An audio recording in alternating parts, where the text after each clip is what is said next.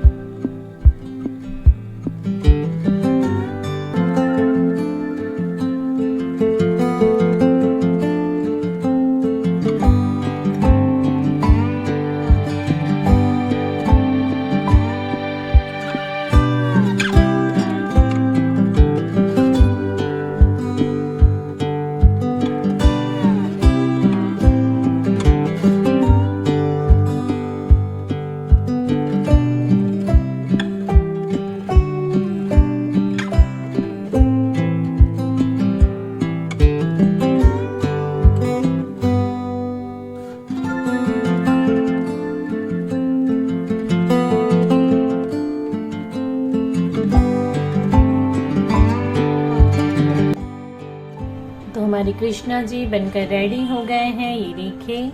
I hope आप सारे friends को बहुत ही अच्छा लगा होगा, और वीडियो यदि पसंद आया हो तो please like share and subscribe जरूर करें और कंटिन्यू रहें मेरे चैनल पे, सो डैट कि हम बनाएं कुछ नए डिज़ाइंस और मिलते हैं कुछ नए डिज़ाइंस के साथ। Happy Janmashtami to all of you. बनाइए अलग अलग डिज़ाइंस और कीजिए पूजा। Thank you. राधे कृष्ण।